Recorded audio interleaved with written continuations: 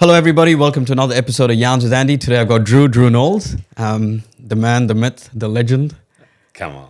Seriously, mate. Mate, come on. You are an absolute fucking genius, and I've got to hand it to you. You know, you are amazing at what you do. And I'm so thankful and so excited that you've come again on the podcast. Yeah, it's great to be here again. Yeah. So a little bit of an intro about Drew. Drew helped me mentally, was my mental health coach for a period of 6 to 8 months. And in that time, he practically saved my life. Serious, man. That's how you say it. Yeah.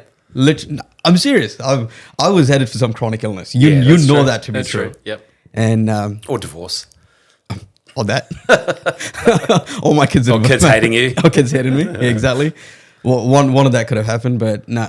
I really appreciate your help. And Yeah. It's good to be here. yeah. So tell us a little bit about yourself. Tell the audience a little bit about yourself. I know all great about to be you. here. Yeah. Look, real simply, I'm a sort of behavioural consultant, as a sort of way to say it, or performance consultant, coach. I've been doing coaching, consulting, advising, mentoring in some formal way for the last 25 years, and started in the sort of more health, wellness, fitness area, and then moved into more the personal, coaching and consulting in my actually early 20s, to be honest. And over the last couple of decades, I've done also tons of public speaking and workshops and seminars, but a lot of it in that personal development, personal growth space initially.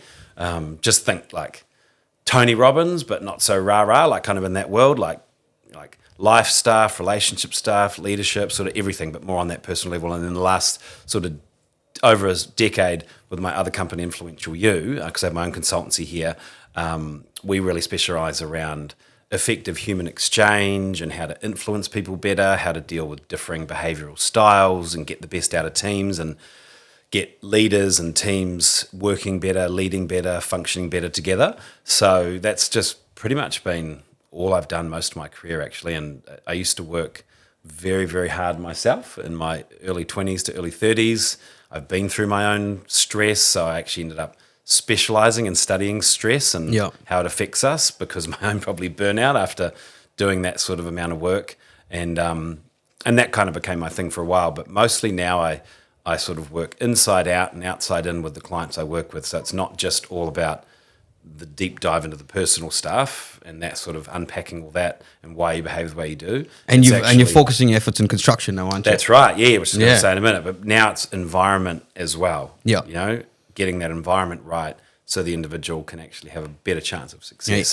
You won't believe construction needs you. Oh, I mean... You don't need construction. I've kind of fallen into construction in a way in this last probably couple of years, and loving it, working with lots of different construction companies, some tier one companies.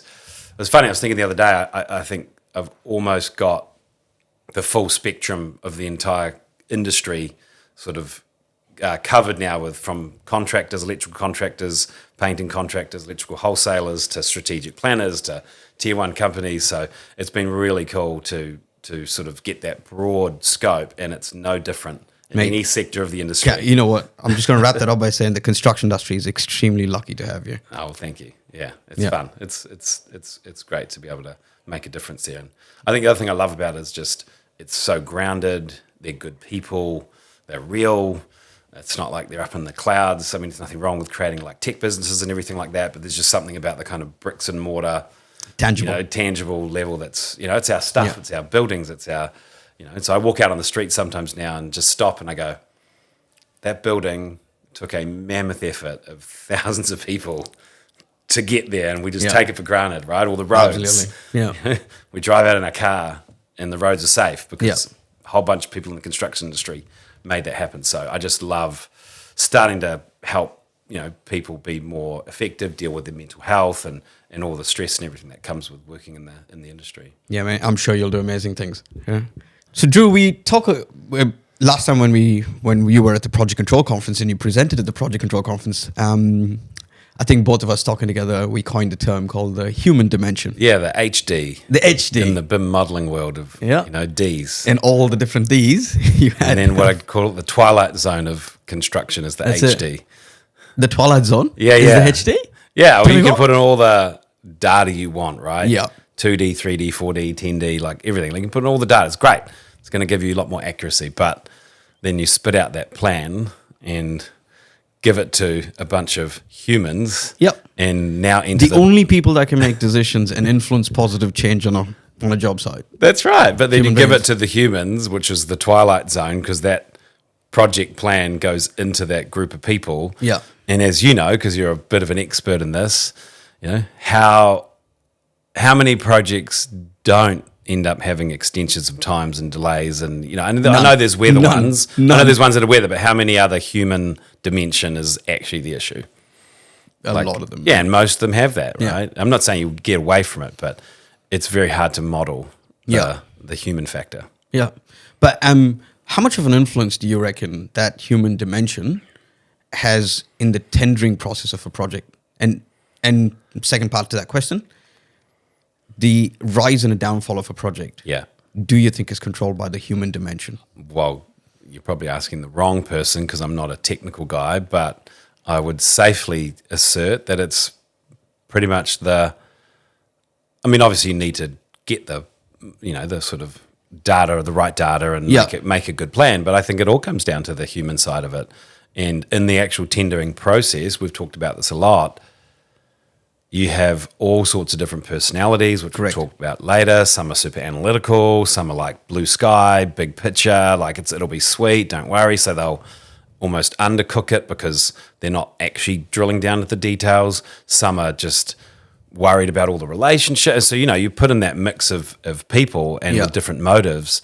And if there's not the right checks and balances in that tendering process, we've seen it a lot. Like 100%. People will try and get the tender through just to win the job. Yep. And then the burden falls on, the construction company or, certain people who are now just... Most of the people delivering the job on site. Yeah, the project managers, the project directors, all the way up to the GM as well, right, of companies that I've worked with where they're now under massive amounts of stress because the tendering process wasn't done well. Yeah. And, I know you're working on some really cool stuff with AI and everything with the tendering process, but at the end of the day, you're still going to have some humans who are part of it.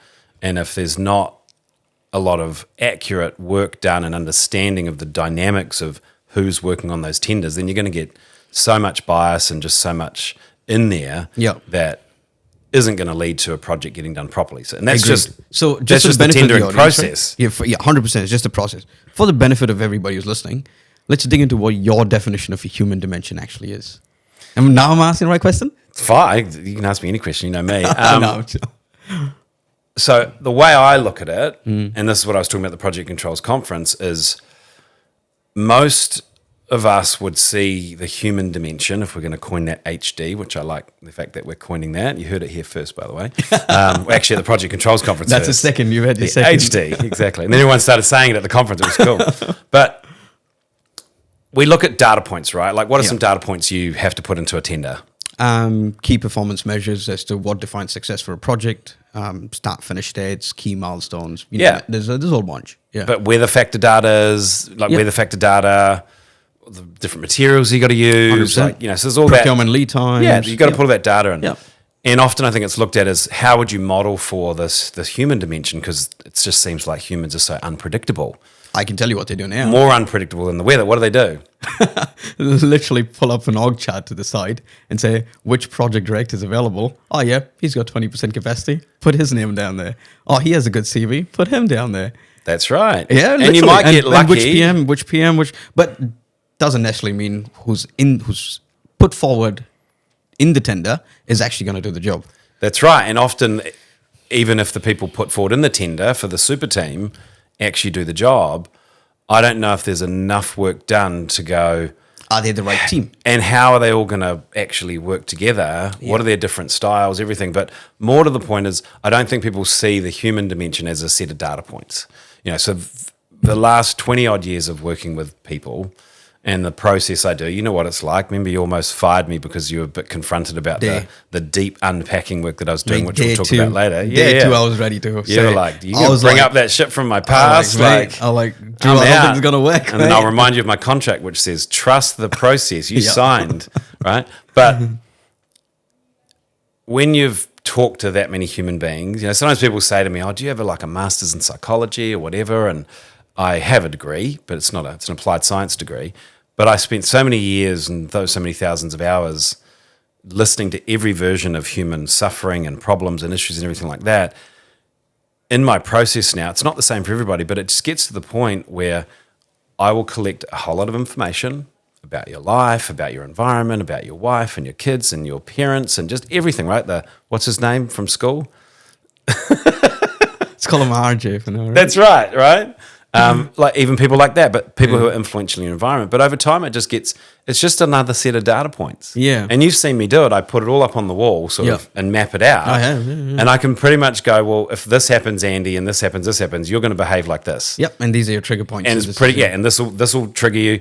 And when you, like you do now, have learned to sort of master that aspect of self, the inputs come in and you can go, oh, I know this feeling, I know this reaction.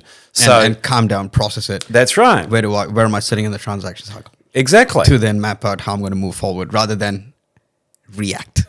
That's right. We always say transact, reciprocally, holistically, and think about it. But last thing to say to wrap this bit up is that I personally think it's possible you could do a pretty good job of modeling into the tenders all the data, so to speak, about the actual humans. You could use personality profiles, you do all sorts of stuff, but I don't think it would be horribly difficult. You need a bit of skills, but I think, you could do a lot better job of the tendering and then the execution of the tender. Can I just add one point to that, though? So we've got a problem with the way we procure projects in New Zealand. And it starts right from the government. Really? I haven't seen any of those. Yeah, it's fucked. It's brutally honest. It's fucked, right? So there's so much emphasis given to the cost aspect of tendering. That's right. Yeah, where your non-price attributes are just going, oh, it's your second cousin that nobody actually remembers or nobody cares about. That's right. Whereas, that's actually a lot more important. And I think you almost need to flip it. 100%, because that's what feeds the cost. Yeah. Your health and safety, your program, your timelines, your environmental management plans, your human management, your resource management, all of that was what feeds the cost. That's right. Because you extend the time by a week on site. I mean, that cost doesn't mean jack shit. The budget you set doesn't mean jack shit. You've already blown your budget. Yeah. So how do we get the industry to actually flip that or understand the importance of all of these non-price attributes? What you do, what I do. It's just not dollars that matter. That's one aspect of it. It's obviously a very complex thing to consider, but there's, just thinking about it, I think if there was a willingness for those who have experienced the consequence of major extensions of time or issues between... Hang on, that's every project in New Zealand. I understand, but issues between... Well, I think there's this is just the kind of cost of doing business. No, it is understood as just... which is, just what do they call it? The fat? No, they call it that, there's the actual word for it in construction where you have your contingency. Buffer. Yeah, for like how much fat you've got to blow the project out and everything like that. Yeah. But...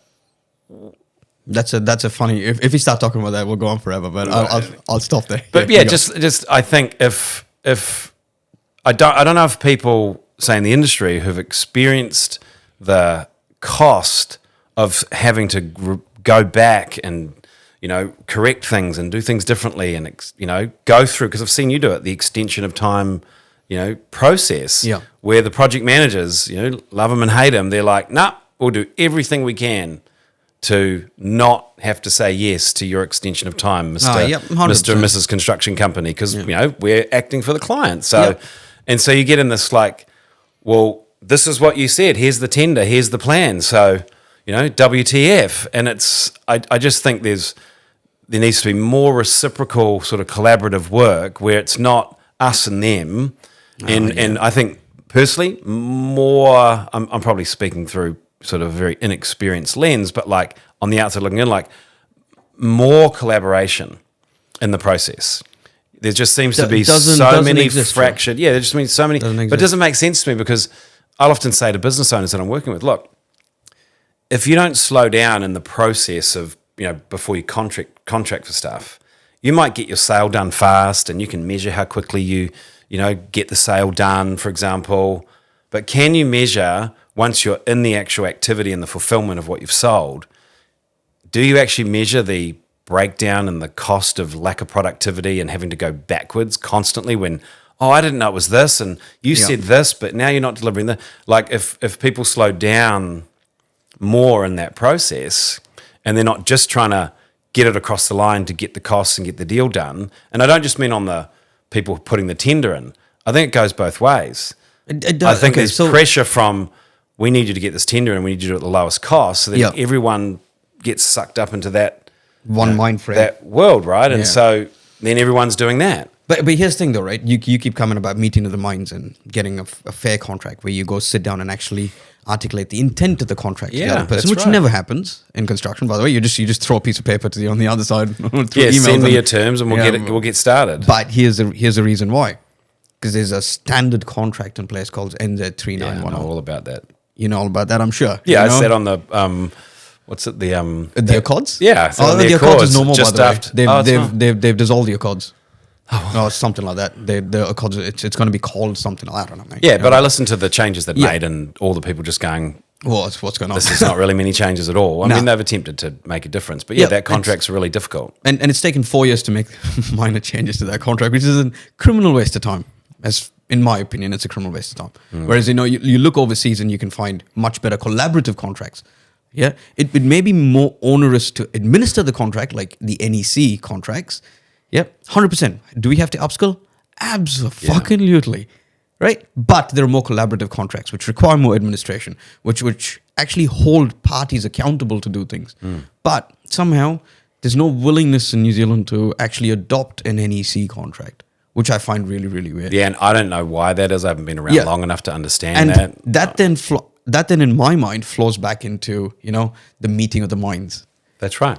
I think we've got to get that step right first before we move on to meeting of the minds, where you go, right, the intent of the contract is X, Y, and Z. Yeah. And we're going to use this to administer the contract.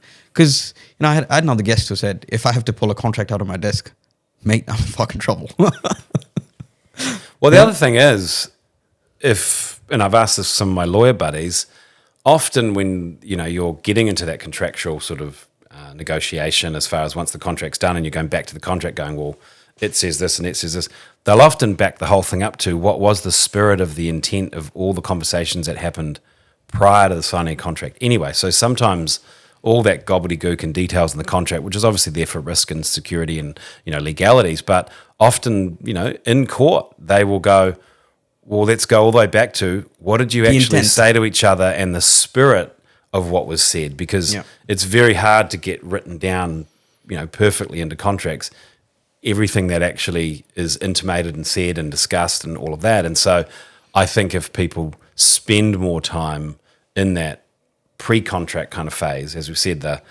we could do this and we could do that, and hey, but what if this, and it will Yeah. look like this, and I've done this myself and I've trained people on this, and I tell you, when people slow down and they spend a lot more time in that like really getting that meeting of the minds about what we're all going to intend to do, and if this, then that, and will you have room for that, and all of that. Then when you get it will to be real simple though. How do you manage change? How do you manage risk? Who's accountable for what parts of change? What's included in the budget? What's not included in the budget? It ain't rocket science. Well, I mean, you can tell me this, but it sounds like there are, because it's such a, that industry's been around forever, since the beginning, really, of building stuff. since the pyramids. Yeah, that's right, exactly. Or before, right? If you, Or before. get into some of the more recent, what do you call it, studies and everything like that. But it sounds like there's a lot of assumptions. And this might sound like a weird thing to say, but when you're in an intimate relationship, you often forget that even though you know them well and you think you might know what's best for them and what they might like, skipping the part where you go, hey, I'd like to have a conversation with you to talk about X. And they're like, yeah, sure. And you go, well, what I was thinking was, and you actually have a proper sort of talking about what you want to talk about and why and all of this, that intent part. Often we'll just go straight to, I've done this, I've already pretty much committed to it, and I'm, assuming that that's what you would do and you like it, and you get up in a big argument with your other half because you skipped a couple of steps in the process of properly taking them on a journey and having a dialogue and having a conversation. Yeah. And it's easy to do because they're so familiar, you think you know them, and sometimes you're right if you just skip straight to the commitment part Yeah. of what we're going to do, and I've already decided, already booked it, or whatever it might be. And similar in larger scale sorts of things. You Yeah. know, if you assume just because we've done this a million times that we don't have to like constantly slow down and make sure we're on the same page and make sure we've got a meeting of the minds, you know, things always go a lot better in the long run. Yeah. But humans just want to get to the work. They want to get to the commitment, want to get the deal done. You know, it's our natural thing. And we just don't want to make progress. have that time. And especially in the construction world with engineers who aren't necessarily great communicators or talkers, as far as they don't like hanging out there, just like, we've got the data, we know the results that need to happen. Let's just kind of get to work. Yeah. And then build shit. Yeah, and then you're just constantly, you know, sort of spinning around and around and around with like issues and problems and breakdowns of communication. And you know, the number of times I just get pulled into stuff where the reason things have slowed down or not working or things are behind is just purely communication lines. Absolutely. And the reason there's breakdowns of communication lines because there was nothing established at the very beginning of how are we going to dialogue and talk and resolve things. And you know, it's you've got to establish all that stuff. Yeah, 100%. So just summarizing all of that, the human dimension, right? The human dimension, part of the whole tendering process, could be really valuable if you start collecting data points. Yeah. And start incorporating that as part of the non-price attributes. Yeah, well, if you've got project teams that go from project to project, which I know happens, Yep. You know these people. Everybody's personalities. Yeah, you know 100%. how they behave. You know they you know struggle if they work too many. You know, you just know all the trigger points and all the different trigger things. points. Yeah, 100%. You can factor that into a project plan. I mean, it's no different than a whole lot of other data points that you're already putting in there. That's just my again. Yeah. Might be naive, might be just people No, going, you're not naive at all. People going, Mate. you're just crazy. You never do that. Well, Mate, it makes so much I'm sense. in my currently head. starting to do it and starting to see the benefits of it. So I do think it's possible. Yeah. All right, mate. Thanks for those really cool views. Drew, you've spent a couple of years in the construction industry now, hardcore into it. You've run into interesting personalities in the construction industry. What are some of the dominant traits that you've come across in different personalities that work in construction? Can you give us some of those different insights or your experiences? Yep. It's a useful, I suppose, there's so many different personality models and behavioral models, and a lot of the people I come across have done, you know, something like Myers-Briggs or DISC or Wealth Dynamics and different models, and they're really useful. But what often is the challenging bit, you get your printout, you got this big document, it, you know, almost accurately tells you all about yourself, but when it comes to human exchange or human transacting, it doesn't matter what your sort of report, you know, says. It's actually how you show up and how you're experienced. And what I mean by that is if you and I are in the trenches, and I could literally mean in the trenches in construction, but I was like, well, you know, there's a consequential environment that we're committed to. We're trying to get stuff done and we're trying to perform. We're not going to be a bit of this, a bit of that. You know, we can't sort of just be however we want. We're going to default to what are the ways that our personality or dominant behavior, you know, plays out or guides us to get shit done. Yeah. You know, and that's an easy way to say it is we've all got a dominant set of traits and everything and characteristics, but they get even more enhanced when we're in consequential situations and trying to get things done together, right? Which is most of the time. Just all the time in construction. Exactly. And if you're mindful and you're aware and you've done a lot of work on yourself and everything, you can maybe turn on different characteristics and different behavioral styles that maybe aren't actually your unique sort of temperament or the way that you normally act. But most of the time, we will default to, especially in groups, that's the key thing. When we get into social groups and groups and teams, it gets even more predictable how our personality comes across. Yeah. For example, like you, as we've talked about, you're super visionary, you've got that big picture thinker, you can sort of do a little bit of the analytical, you know, skeptical stuff, but you're definitely that very gregarious, sociable, you know, ready, fire, aim sort of personality, right? Yeah. Very Now- fire aim. That sounds about right. Now, could you, you know, if you were like really bringing a kind of presence of mind, be super analytical or super action oriented or, you know, the different, you could. But if we're working on a project, you're probably most of the time going to behave the way I just described, right? And we've experienced this. 100%. And there's the assets and the liabilities and the goods and the bads of all of that, right? Yeah. For me, I'm a very sociable, gregarious, very sort of relational sort of person, right? I'm all about people. I'm very in the present moment, quite disorganized, a bit chaotic.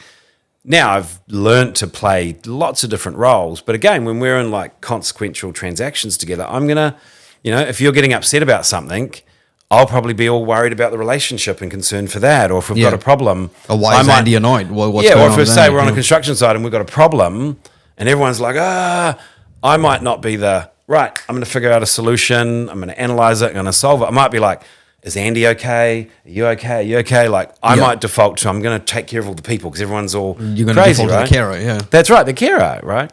And so when you work in construction or any area, you see all the different types of temperaments and behaviors and everything start to play out.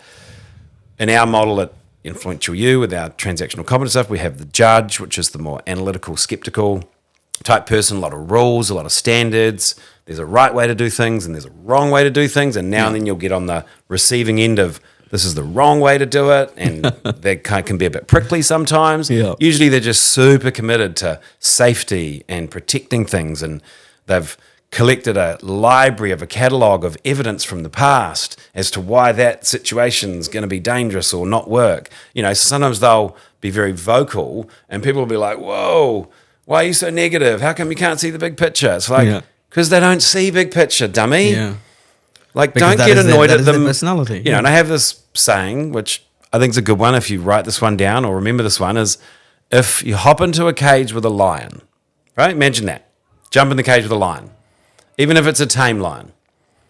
If you back that lion into a corner and it mauls you, should you be upset with the lion? Well, it's the lion's nature to maul somebody. Exactly. So if you're nature, lion does what a lion does, right? if you're nature, I'm not ragging on the more skeptical people. They're actually my favorite. We should listen to them more. Yeah. But in construction, there's a lot of engineers. Yeah. There's a lot of analytical brains. And they're often like, whoa, risk adverse, be careful, watch out, it's not going to work.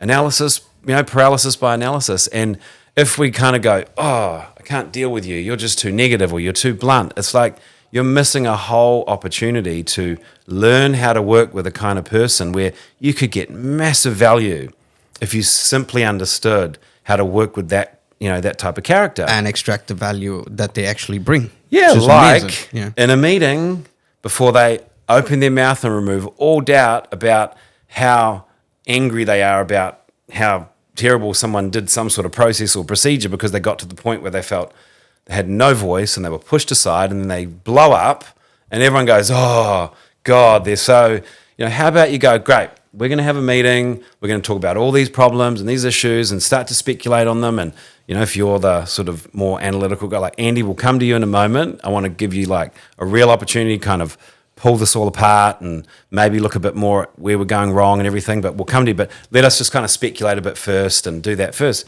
Now I've invited your assessments. You don't have to open your mouth and interject because you're just getting so frustrated. This is a lot of bullshit. Which I wouldn't normally right? say. And you're about to get your turn at some point, but let's do the part first where it's all fluffy and colourful and coming up with solutions. And then you can rip the solutions to shreds. Yeah. Right? Or when you've got someone who's a real doer, like action-oriented, they love their lists. Yeah, get a full checklist of things that they want to do. Yeah. They need to be included in stuff. Yeah. But they often will end up having to do a bunch of work that no one took them through the journey of how we got there, and they want to do a good job, and now they're all frustrated because they don't exactly know what they're meant to do or how they're meant to do it and all of that. And so when you're working in teams and on construction sites and in the whole, in the service area of a business, all of it, it's important to, rather than go, oh, that person's just an asshole, they're really difficult to deal with. I hear that a lot. Well, I don't want to talk to that person. They're just too difficult. Yeah. That's not ever going to be a very productive way. That's not healthy getting either. things done, Yeah. especially leaders. I hear it, leaders in businesses will say that kind of thing. Oh, really? Yeah, like someone else's department. Like, oh, I can't deal with them. I just don't talk, I don't deal with them. That happens a lot. Yeah. But yeah, rather I've seen hold different on a leaders do it minute. too. Yeah. What if you flipped that and went, rather than I don't want to deal with them because they're just rude or arrogant or whatever it might be, right? Because what they'll be pointing to is an aspect of their personality or their dominant behavior that probably got expressed in a heated meeting or a consequential meeting, but that person was just defaulting to what, like I said, the lion. Yeah. Doing what the lion would do, right? Yeah. And I'm trying to work with people to go, hey, how about what you do is develop your capacity and your ability to deal with other people's behaviors and personalities. Or transact with them more effectively so Exactly. you get the most value out of them. Rather than go, Andy needs to be less big picture and running so fast and like, shit, you're too slow, I'm just going to get on with it anyway, which is, again, what we've worked on together. You just get irritated because people are freaking idiots and don't understand, and you've already said it once, you know. If I say it once, isn't that enough? Like, that's a common thing for your sort of personality. Like, It is true. You know? And then if they're not doing the thing you need them to do, you just bulldoze through them, right? Yep. Now, does it get stuff done? Of course it does. Yeah. But is it Effective. a great experience? And do you end up having the ones that love Andy because he's super direct and super at the point and super matter of fact? Yeah, you'll get the Andy club. Yep. Then you get the ones that are like, Fucking anti. yeah, he's just a pain in the ass, man, or he's too much, or he just doesn't, have any patience or whatever. Yeah. And it's like that can create real fracturing of teams. Yeah. And then there's and all those. That starts the creation of silos as well. Back doesn't it? channels. Yeah. Again, I get to see everything, right? Because I talk to leaders, executives, everything, and I get to hear all the It stuff. sounds like you have an exciting job, though, eh? Yeah, it's great. Yeah. It's not. There's no what do you call it? It's always got lots of entertaining and novel things happening all the time. Yeah. I'm not often surprised or shocked at some of the things I hear. It's more humoured by humans and how predictable we are. Can I actually throw another question in there? You've worked in multiple other industries. Yeah.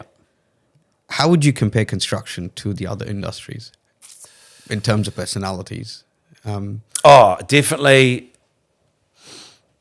Construction is heavily weighted towards as I said, those action-oriented, real, we call them like the producers, in the disc model, they're like the C's. They're like, they love routine, they love stability, they love consistency, they love just getting shit done. And a lot of the analytical ones I said, the more skeptical, oriented, data, it's very weighted towards that a lot. Yeah. You don't get a lot of the likes of me, even a little bit your personality, where we're a lot more like constructive, creative, relational, all about people, high EQ, right? Like there's less of those. There's quite a few of the visionaries, but not as many. And so it is dominantly a couple of main personalities if you go with the 4-part model, and less of the others. Yeah, right. And that does cause inherent problems. Yeah, that would sway the entire industry one way, wouldn't it? So what are the dominant models that you've seen? What are the dominant types that you've seen? Can you name them? Like your classic analytical, data-driven sort of engineer types have come from that space. So they struggle to make decisions. So on a lot of executive teams and leadership teams, people get so frustrated because it just goes round and round and round. Like they just get stuck in consideration. And then when they do make a decision, it's like they just rush straight to action, right? There's not then like the whole like somebody buy-in and the meeting of the minds. And then there's just a quite heavily weighted amount of people in the industry that are naturally those doers, those workers. They just like to. They don't like a lot of fluff. They don't like a lot of talk. They just want to put up concrete. And, just want to get shit done. They love concrete, consistent, repetitive, stuff. Which again, you need it in the industry. They follow processes. Yeah. They love systems. They like rules. Yeah. But I think what could the industry use more of, in your opinion? Well, this isn't to sound biased, but the kind of personalities like mine, which is where we're very grounded in, if you're going to make this plan and you're going to sort of commit your resources in this way, here's how it'll land with the people, right? Like I get a lot of people use me, and there's a couple other people I'm working with in the industry where they're like a unicorn in their team. They're very relational, gregarious, high EQ sort of people, and they often don't get used for that skill set. They often get said, you talk too much, you're too enthusiastic, you get so frustrated because we're all spinning around in circles and you're just pulling your hair out, and then you get a bit dominating and, you're too vocal, and they get sort of pushed aside a bit, like we're just this annoying presence where we can see shit that once you've done all the thinking and the analyzing, before you get down to doing, we can go, hold on a minute. Pause. this is what's going to happen with that person and that's how it's going to land there. And if you say it this way, it's probably going to go like that. How do you frame the message to how do you people? communicate? How do you frame it? How do you not have it be like a sledgehammer over the head when you were not trying to do that, but now it came out and you're like upset a whole bunch of people. So that's definitely utilizing way more of that resource where people have got a lot higher level of skill of human, sort of communication and getting that buy-in. Yeah. I was sort of, another way to say is the negotiators. The ones that are really good at having those conversations, having those dialogues to get people all aligned. That's a big missing so far that I've seen. Bringing everybody on the same page. Yep. Break down those silos. Yep. Get everybody working together. That's so important in construction. Yeah, like the connectors, the ones that connect people. I got this back to sort of different industries. There's a big tech company in the US I've worked with for many, many years, huge, like 75,000 people. And one of their engineers, who's a long-time client of ours, she created herself as like an engineer whisperer. In fact, it was two clients actually, both similar, one in Perth, one in Silicon Valley, and they both worked in the engineering, construction, mining industry. And their whole role was brokering engineer speak and like marketing and sales speak, like getting cross-functional teams to be able to talk, because they're both engineers and incredible women engineers, as I hate to say it this way, like, fighting up a lot in the industry, but well-respected. But they also figured out they can crack the code of these frustrated, irritated, engineers and, people who just don't get these weird humans who don't seem like they do any work at all. They just talk a bunch of crap and come up with good ideas, and but brokering them to be able to communicate is a very amazing skill. Yeah, 100%. And so I would say in any construction business, engineering business, finding those sorts of people who can be your communication brokers, is a way to say it. It's such a valuable resource. Man, 100%. That's what I think you're much needed in the New Zealand construction scene. You're really, really valuable to the industry, man. Yeah, man. and I'll shout out to Laura. I'm not even like blowing smoke up your ass here. I'm being genuinely honest. I appreciate it. And working with you for six months, I understand the value you bring. Yeah. Yeah, well, shout out to Laurel McClay, who's my colleague who does a lot of work. She's down in Dunedin. She's been working in engineering construction for years as well. And so the two of us are the same personality. So we just, we love...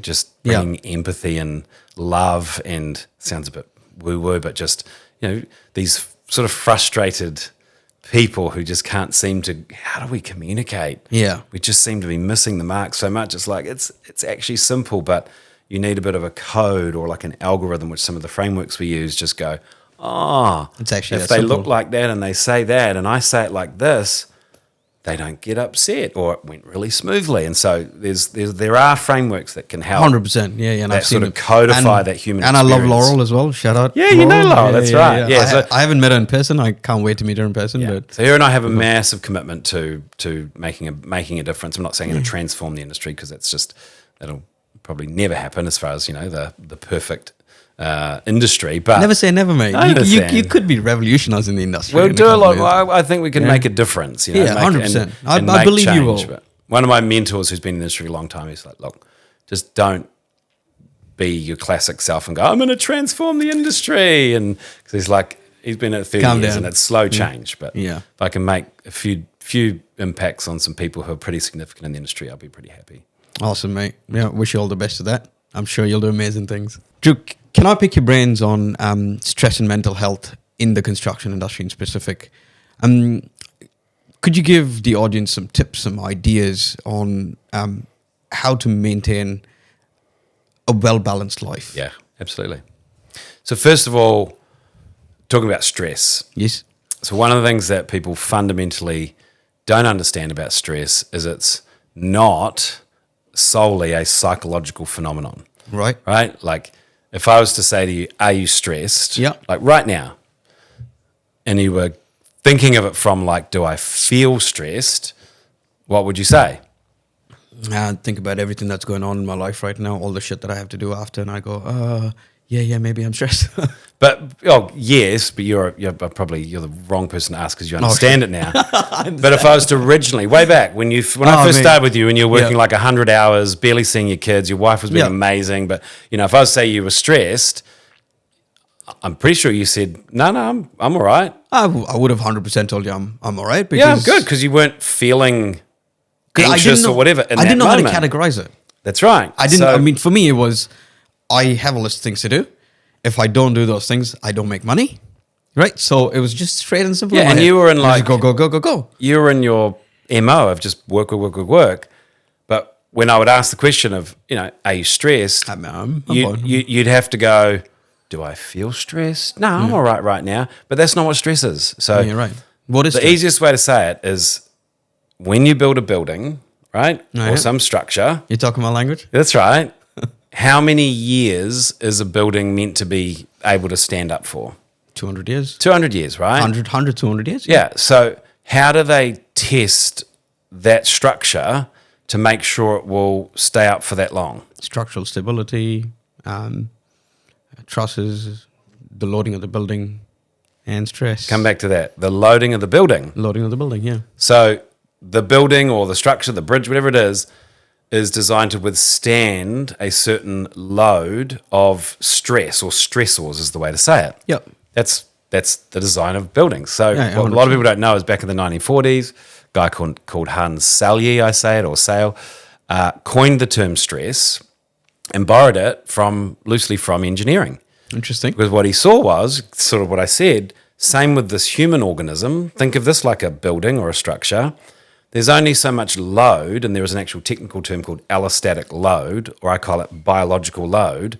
There's only so much load on this biological organism until it starts to, creak and groan and struggle. And just like a cyclone comes along, and that building that was designed for 200 years wasn't designed for a, grade 5 or whatever hurricane or cyclone. Yeah. So it might start cracking and having all sorts of issues. Oh, for sure, yeah. If you put a human body under a chronic load of multiple stressors, psychological, environmental, chemical, all the different physical type stressors, everything coming on, and it's not just a short term, this is like over time. Yeah. If you don't remove some of those stressors, the human organism starts to break down. And you start getting chronic illness. You start getting chronic illness, but the thing that people get stuck with is they feel like their mind is, they're losing their mind. They can't think straight. They've got brain fog. They're barking at their husband or wife or their kids, or they're losing their temper, or they're sort of having all these emotional, psychological things. And then they'll start to be like, oh, what's wrong with me? There's something wrong with me. And I always get people back to, hold on a minute. If you get a broken ankle, right, and you get put in a cast and you come out of that, you're not like, oh, yeah, broken ankle. You're like, do you want to go for a run, Andy? You're like, no, I can't, man. I can walk. Yep. Okay, sweet. Well, let's walk. And then at some point you might try and run. Jog. And you're like, oh, no, not ready yet, because it's just an injury to your ankle. Yeah. You'd ice it, you do all sorts. But it's tangible. You can feel it. But when people have been pain. under chronic loads of stress, which is what I see in the construction industry so much, massive hours, personal stuff at home, young kids, Tight deadlines. all of The it, world right? is And it fucking all ending. consumes, and they start buckling. They start getting into that kind of, I call it that pre-burnout, and they don't know what's going on with them because they're like, I should be fine. I should be able to handle this. And it's like, yeah, well, should the building that's going through a grade 5 hurricane be fine if it wasn't designed for that? No. So how would you expect that you're fine if you add up all of this load on your system over the last 5, 10, 20 years? There's no mysteries to it, right? And so when people start to, in my view, understand the fundamentals of what stress is, right? And I talk about stress rather than say mental health or well-being. I'll get to that. But when you can start to understand the ebbs and flows of your own load of stress, then you can start to manage it a whole lot better, and you can start to realize some of the symptoms of being under chronically elevated levels of stress so you don't get yourself to that point of burnout. Yeah. But it has to start with a recognition of stress is a physiological thing. It's just simply something that stimulates your, brain, body, nervous system to fire off some, I won't get technical, cortisol, adrenaline, all those sort of stress hormones. That's telling your brain there's some sort of threat. Mm-hmm. There's some sort of threat. I've got to do a bit of a fight or flight or freeze in a very micro level or a macro level. But the more and more I understand that it's not personal, and it's just literally like you are a building that's designed, and everyone's different, to withstand a certain number of stressors, then you can start to actually mitigate and remove and deal with all the varying stressors. Or put mitigation measures so they don't bother you so much. Like you, right? Yeah, like it's 100% you like me. now spend time with your kids a whole lot more. Oh, mate, a whole lot Which more. is so nurturing for your mental health, right? That's amazing. You exercise a lot. You already were. You spend time with your wife. Remember, we got you to go to the movies in the middle of the day with your wife. Remember, you argued with me. It's like, there's no way I can go. I'm too busy. I was like, bro. Can I tell them the story? Yeah. Yeah. So you literally called me up and said, "What are you doing tomorrow?" And I'm like, "Oh yeah, not much on, but I've got this and this." Like, is it important? I'm like, "Oh yeah, it's important." Like, "Oh, okay, you need to take Para to the movies." Yeah, blah blah blah blah. You know, because I think I told you about that we were thinking of going to the movies or something, and literally you told me that you promised that you were going to book it, Yeah. like all these times, and Yeah. bless her heart, but I could tell, because I know Pari well, I could tell it was running thin on her patience of like, you know, I will get to it. bullshit promises. And mate, you literally made me open the events website. I remember page. we were on Teams actually. Yeah. And you're like, open it now. Now you're going to book it. You now. were like, I'm like, what do you mean are we doing it now? I was Yeah, I'm like, oh. yes, mofo. I'm now. like, fuck, I get it done, bro. Just leave me alone. You're like, no, get it done now. Oh, it's such an amazing experience. We actually went to the movies midday, and because both the kids were in daycare. And that was the thing. The kids were in daycare. I was like, Yeah. dude, this is Yeah. you can do some of your work later or tomorrow. Like, you know, It doesn't matter. Yeah. And midday we went and enjoyed a beautiful movie. No, you and sent me a photo. It was I did. beautiful, right? That's and, cool. and it's not like you should be doing that every day, every week. No, I'm not no. saying that, but No. the point being, if you want to take care of your mental well-being, this is your question, and your wellness and your Yes. anxiety and all those things, it starts with fundamentally understanding what stress is. You know, if you go onto my website, there's a little shout out, but a resource, drewknowles.com. I wrote 30 articles in M2 magazine back in like 10, 12 years ago. They're all still relevant, in fact, more Yeah. relevant, right? Yeah. All around stress and allostatic load and everything, and they're just very short, very easy articles to read. But if you don't understand what stress is physiologically, you'll constantly get yourself into these frazzled states, and your health will decline, and you'll be, you know, having mental health breakdowns or feeling depressed. But all those symptoms, you know, the chronic illnesses, the heart disease, you name it, all these Yeah. current modern day like chronic illnesses, mentally and physically, Are caused by stress. they all come back to the fundamental. You can't pump your body constantly full of adrenaline and cortisol and all those 100%, things, yeah. and not have it erode the whole system. Mate, I'm living proof, right? Yeah. That's right, like 100%. Like, you it's so true. Probably, I mean, you know, I don't mind working hard, right? Yeah. Like, if you want to work 60 hours a week in your business, and that's great for you, fantastic. As long as you're And managing the balancing stressors. it out and managing the stressor and taking a bit of time for family, like it's not. Don't buy into this utopic thing of like work-life balance, and it's like it's whatever suits you, your partner, your kid, you know, Absolutely. all of your aims, but it's managing, you know, all those things, getting team members. Remember, you just were like, I'm not going to hire anyone. I had a bad experience. Absolutely, man. You got a team now. I was so scared of hiring somebody. Like, that was like, it was weighing down on me so much. I'm like, if it is to be, it is up to me. Yeah. Right? And then That you'll was work literally yourself to my the life. grave. Remember, Oh, you were yeah. like, oh, I want to retire in a few years. I was like, Yeah. why do you need to retire that young? How about you're like mostly retired and we just extend it out a bit, lower the expectation. Yeah, I remember that conversation. And I wasn't very happy You about can that be retired when you're conversation, 45 instead of 40. Like, Yeah. Yeah. I wasn't very happy about that conversation. Of course you weren't. But I accepted it because that was more realistic. And and it took away a stressor. it is, and it's Yeah. allowing you to, in my observation, enjoy the process of your life. Yeah. A whole lot more than the ambitious end game that you had, which, Yeah. by the way, you've got it well figured out. I always, tell you, you've got it way more sorted than I have, Ah, when no, I mate. was your Long- age. long 'cause way to go. I'm 10 years older than you. God. But, so that's, people talk about mental health.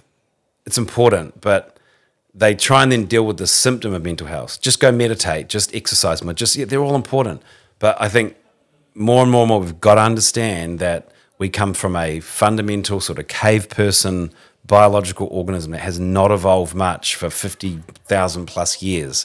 We are still battling saber-toothed tigers, but the saber-toothed tigers are in our minds and in the interactions we have with people, and an email that you don't like that does it, or as some of my favorite comedians would say, we're scared of words these days. Words are stressors, right? And this woke generation that we're in, that's become the saber-toothed tiger. Is this the right pronoun? You're making me feel so offended. And look, I don't I'm not okay with bullying and bad behavior and, you know, any of that misogyny and just, you know, like, I mean, we're in an industry where everyone's working hard to be better, but it's whatever stressors stress your system out. It doesn't matter. You got to identify them and learn about them and understand them and get good help. Like, you got help with me to interview your offshore people and one of your team members here because it's not your expertise to read the, you know, intricacies of the behavior. And I didn't interview them on their technical things. Remember, I talked about their family and their kids, like, and we found the right fit. 100%. You know, Stanley at the Attention Seeker many years ago, you won't mind me saying this, in his first number of hires until he got the rhythm of it, he would use me to do this whole, like, figuring out the right personality, the right behavior, what's the role, what's the job, and then we'd craft this kind of almost character of the person we want, and then I'd set him up to go into interviews to ask all these different questions to prime the person to get into kind of their default brain so they would evidence their, like, style of behavior. Yeah. And his first probably 5 or 10 hires were like, oh, they're awesome, yeah. Magic. Mate, I've been in the Attention Seeker since the beginning. So you and I have. We're like the OGs. Yeah, we're the OGs. Yo, fist bump to that, dude. That's right. But that's the sort of thing of, like, you know, sounds so cliche. Don't do it alone. Get help. If you don't know what's going on with you and you're feeling a bit frazzled and burnt out, like, talk about it. Yeah. A number of times I've been with some of my construction clients and they're talking about some of their PMs and, you know, different team, and then I'll just go, hold on a minute, tell me what else is going on with you. You know, I'll ask them, like, tell me a bit more about this project manager. Oh, well, you know, this, that, and the other. Oh, have they got young kids? Oh, yeah, they've just, you know, got a 2-year-old and they've just had another baby. Okay.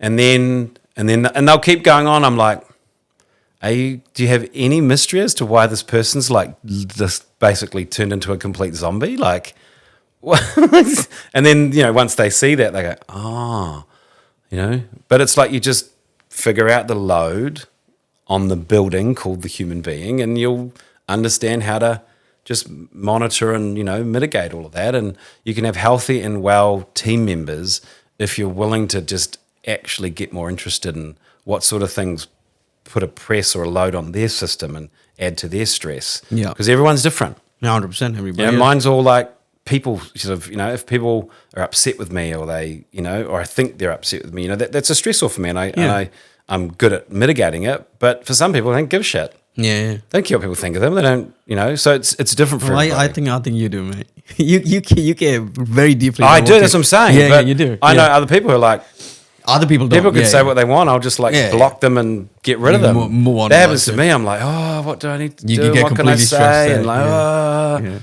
you know. No, that's really cool, mate. That's really cool. Understanding your stresses. That's the key message that we're taking out. Yeah, and I'd rather the conversation was not about mental health or anxiety or, like I said, all these symptoms. Yeah.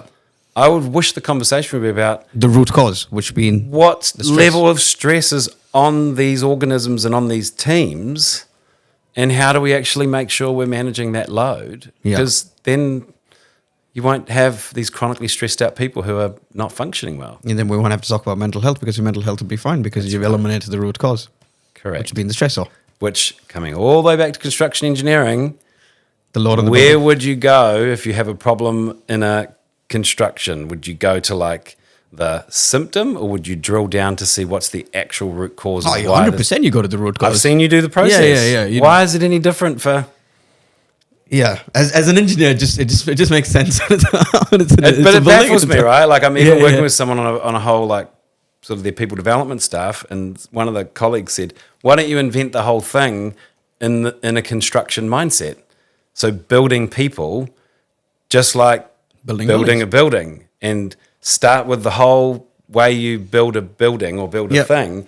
Take your people on a journey through your organization with the same level of accuracy that you would if you were trying to get to the end game of building a building. Yeah, people are the only ones that can actually make a difference. That's right. As in, if you're building people, just like you're building a building, you'll deal with all the stressors that building can handle. Why don't we, as we go through the journey of careers with our people in our companies, do the same sort of thing where we're monitoring and managing and making sure we're building our resilience in our people so they can withstand stressors. And sounds logical to me, but it's just like, But the other It's people need not. to see it as well. It sounds logical to me because I worked here for 6 months. Yeah. The other people never make sense of it. It's really cool. But no, that was amazing, mate. That was Thank some you. amazing bits of information that you you've left got on me there for everybody. On my soapbox, sorry.